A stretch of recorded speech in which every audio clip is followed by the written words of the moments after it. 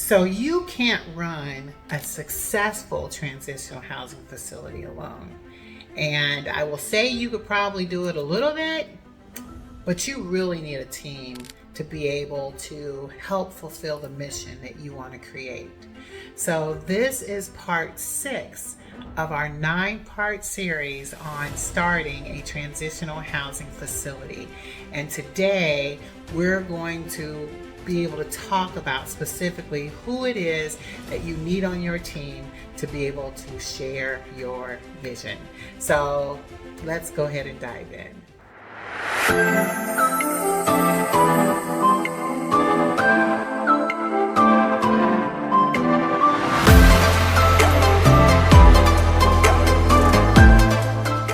So I love transitional housing, if you haven't noticed, and I have started it from the very beginning back in 2009 by myself. But when we talk about a successful transitional housing facility, you need people. You can't do it by yourself. So when I started, I was just like, oh my God, what am I going to do? Like, I think I did have a few resources, but nothing like what I have today. And you want to make sure that you have the right people working with you as you build this out. Because where we are today is definitely not where we started. And if you have a desire to build a successful transitional housing facility, then you're going to need some of these elements, because I don't believe you can successfully run it completely by yourself. You have to have other people, and we're going to talk about that. I will say, even just on a very basic level, having the right members be a part of your team, from the social workers who bring individuals to your program, to people who are housing advocates. We have an amazing outreach program in St. Louis City. That's their heart, that's their desire, is to put people into housing. And just simply working with volunteers. They're a part of your team too, believe it or not. So as you move through that space, you want to find the right people, not just anybody, but the right people who are working with you, the people who have the same heart that you have. Those are the people you want working with you. And as you work with them, you will see yourself growing. And I want to tell you, nurture that relationship. Everything we're going to talk about right here, I want you focused on nurturing those relationships. This isn't just about you. This isn't just about your program. This isn't just about what you want. It's what they want. So I always tell people, when I get into the space of building relationships with people, it's how can I be of service to you? What can I do for you? When you start there first, you're creating the same thing, the same energy that you're giving, they're going to give right back to you, because that's your heart. So I want to encourage you, as you get into this space, you're lining yourself up with people who believe like you believe, and they're of service like you're of service. So I really want to encourage, as you get into this, to be about that life. Be about the life of serving others. So as you hire people, or just simply, bring in people who have a heart like yours, because you don't have to pay like money. You have volunteers that'll come and work if you so choose. But making sure they're the right members to work with, not just somebody who, is going to be there.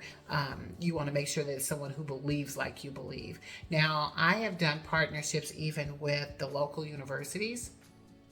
Some of them have programs where you can get an intern on the summer. And I loved doing that, actually. That was really fun. You can do that as a for-profit and a nonprofit. So I had done it as both. But the goal is to have people come in and who can offer some additional skills to what you're building and growing. Because as you do this work, it's going to start growing to where you need some help. Especially if you're doing it alongside your current employer, you want to make sure that you've got someone helping you do that. When I mentioned that I was doing this at the beginning in 2009, I had a friend of mine who didn't mind. It was a male friend who didn't mind helping me do some of the things, because, I served underserved populations in very rough areas, and he didn't want to see me out there doing that. So he would come in and sort of help, as I navigated, because most of the population that I served were men. and he wanted to make sure I was safe. So, he was someone I partnered with. He volunteered and did work for me, or we figured out ways to barter what he could do, and make sure that things could move forward. But that's the type of thing that you're going to need help with at times. And you definitely want to make sure you got people who are aligned like the heart that you have.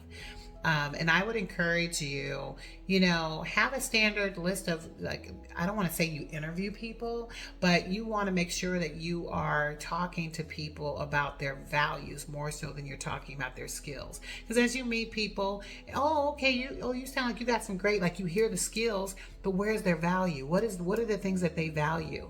What do they hear when they hear the word transitional housing? What does that mean to them? Or how do they feel about the population that you serve?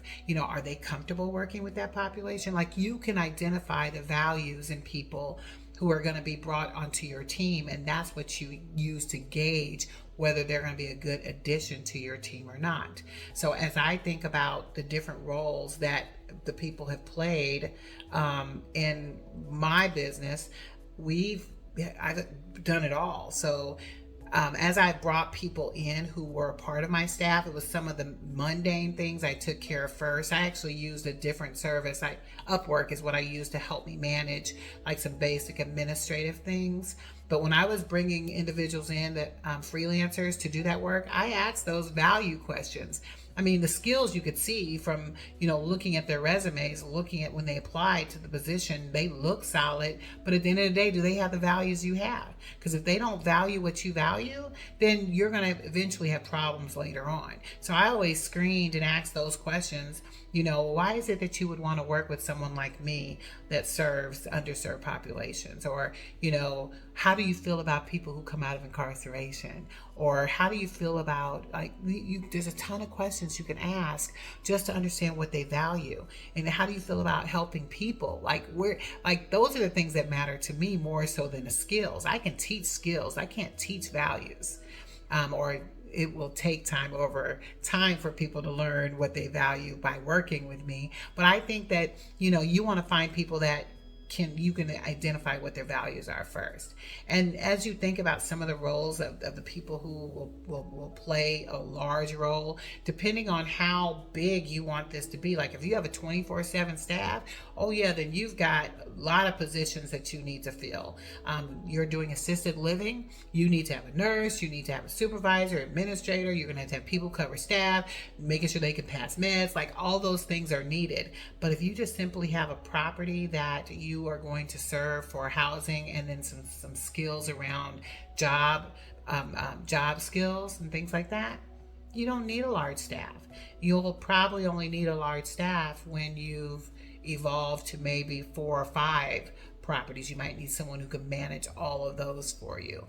I went as high as 2, 3, 4, maybe 4 or 5 before my husband and I, we pretty much have done this pretty much ourselves, maybe had another person added, but it's only until it got really large that we realized we could not run that by ourselves. But we still added people to our team, maybe not as salary, but they were working with us because we created a team effort.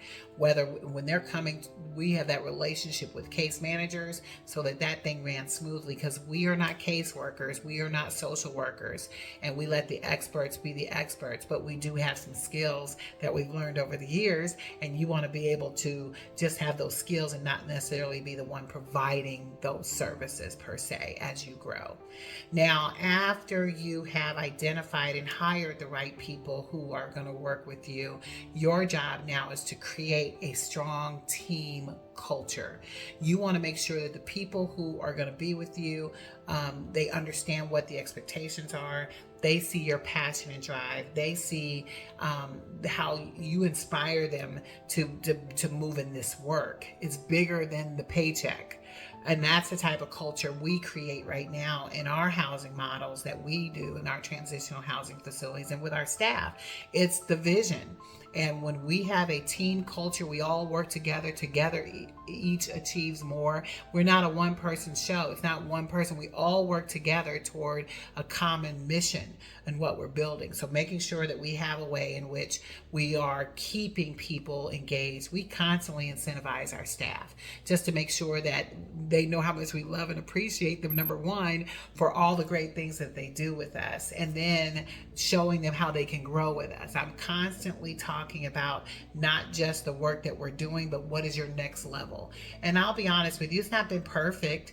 We've gone through a lot of people over time, but I clearly know the values I'm looking for, and then we help grow people so that whenever you're performing to the levels of which I expect to see you, and that's a meeting, if not exceeding expectations we're at on a regular basis, then we talk about how we can incentivize you to go to the next level. What are the things that you can do? So those are things that I love, and I look for people who want to grow. That's who's all around me, people who want to grow and expand and push through with the vision that we're building. And we have ways in which we communicate on a regular basis to each other. So we have weekly staff check-ins just to make sure we're all on point and everyone's doing what they're supposed to do. And I let staff run those meetings. I'm at the point now where I just meet once a month. I'm working toward where I'm just once a month with my leaders. But right now, I'm still working with staff every week just to get them where they need to be. You're going to have to do the same thing. You're going to make sure that you just have check-ins with people as you've identified people who work with you, just to make sure that it moves well. And your goal is to make sure that everyone's doing what they're supposed to do. If anybody needs anything, we've got a help need so that there's an opportunity to say, hey, I've got a problem here. And then we communicate through one main resource. I'm going to do one of these. I'm going to do a training on what we do with, I use Teams very well. I'm very efficient in how we operate. I'm actually able to run 3, 4, 5 businesses easily on one platform. So if you want to know more about how we do that, or thinking about what you would want to learn from something like that, give me some notes below, because I would love to do that for you guys so you can see how I'm able to run 5 businesses from one platform, and I don't do it putting in, what is that? If I have 4 businesses, 160 hours. I don't work 160 hours a week, I promise you that. But I can show you how to do that. If you want to know more about that, leave me some notes below. But the goal is to be able to create a culture, as I get back on that, of people who are in the same vision, where it is that you want to go, and you're communicating with them on a regular basis. Because your goal is to keep them moving forward, inspiring them to keep moving forward in the vision that you're creating. And then as you're doing that, because you want to make sure that you have a supportive staff, and you want a team that loves coming to work every day, because burnout is real. Okay, sometimes the job can be mundane at times as well. So making sure you build in ways to avoid burnout, making sure you're recognizing them for the efforts that they are doing, making sure if you see them burning out, like, you need to pay attention to the signs, because they're letting you know where they stand sometimes when you are watching in our weekly meetings. So having a touch base with them privately, say, hey, you need a mental health day, you're more than welcome to do that. You want to provide that to them before it actually gets to a point where it's a burnout, and you get to control that. So I want to encourage you to be able to do that with the people who are working with you, because if you don't take the time to do that, then you're going to see people leave your organization. And I've had that happen. I'm not going to sit here and sound like I've been perfect. I'm teaching you these things because I'm learning from experience. I had one person who was working with me. She was amazing. She's still amazing today, but it got to be a lot, and their workload got really big. And she was stepping up to the table and exceeding in areas that, only she could perform at, and it got to be too much. And then with other people in her head, or other people from staff, it just became too much. So we parted ways, and I've wished her well all along. So sometimes you just have to recognize when people are being burnt out. You want to make sure you're aware of where your people are on a regular basis. And I've been learning that lesson, and I think I'm better today than I was a few years ago. So that's definitely where you want to be. So in this last segment, as we talk about managing transitions and letting go of team members, because I sort of alluded to that, I want you to make sure you subscribe to my channel if you haven't yet, so that you get notified whenever things go out. But I want to make sure that you are doing the right things by setting up your environment, and you can only get this information by subscribing. So be sure to subscribe. So now, as you think about someone who really isn't a right fit for your organization, whether it's because of burnout, they've lost the zeal, or they no longer line up with the vision of what you're building, you need to be sure that you're looking for the red flags. And I'm going to tell you, I'm still a work in progress as it relates to people who aren't a right fit, because I always feel like we're going to figure out a way to get it to work. And I will admit, I probably have kept people longer than I should have. But when it was time to let go, we knew it was time to let go. I wasn't paying attention to the red flags. When you start seeing people who have a lack of accountability, they don't want to work as a team, they do things that are against what it is that you're building, you have to know when that person is no longer for you. And when that person is no longer for you, you need to have the courage to let them go. And I will say this, because people are sensitive, and sometimes they take things as an attack on them, when simply you're no longer aligned. It's like that season has passed. So you have to be strong enough to help them see that you're no longer aligned, and it's probably best to part ways and do it in the right way. I strive every day to be a better person as I deal with people who work with me, so that I make sure that I'm not burning bridges completely. But there's also some things you shouldn't tolerate either. So I just want to say to you is that as you are letting people go who were or who are a part of your team, you do it in love, and do everything you can to do it in love. And if you don't do it in love, it can either come back to bite you, or you're going to have to find a way to come back and make that thing right, because you don't want people leaving on bad terms. And if they do leave on bad terms, at least you agree to disagree. So there's a right way and a wrong way to do things, and I would say make sure you do it that way. I also want to say that you sometimes do a disservice to people keeping them too long, or allowing them to stay. That's where I think that I have probably my biggest challenge, because I love everyone that I work with. And sometimes, let's say you've identified somebody this is their job, this is what they're supposed to do, they do it on time, this is what you get, and this is how you're compensated for that. But let's say they keep not performing. You have a responsibility to say, you know what, this is not working, and I'm going to have to let you go. I have a difficult time with letting go. Do you have that same problem? Because that is one of my biggest things. I don't let go very easily. And even though they're wanting to stay, I see the vision, I see the value of them, but their skills aren't there. So sometimes I hold people too long, but I guess sometimes I feel like at some point it will turn around. And y'all keep praying for me. Hopefully that happens, because I love my entire team. I've got an amazing team of people who work with me, and I cherish all of them. So as you move into this space in managing transitions and help, you have to get to a point where you learn how to let people go, and you let them go the right way, because you don't want to damage not just the individual who you're letting go, but also team morale, because people leaving could also impact how the rest of your team performs, and you want to make sure that you are doing things the right way in everything that you do. So this has been our part of our 9-part series on starting a transitional housing facility, and I hope you're looking forward to the next ones, because these are going to be the ones that are going to help you fulfill what you need to do as you transform your life. So get out there and get it, and so it is.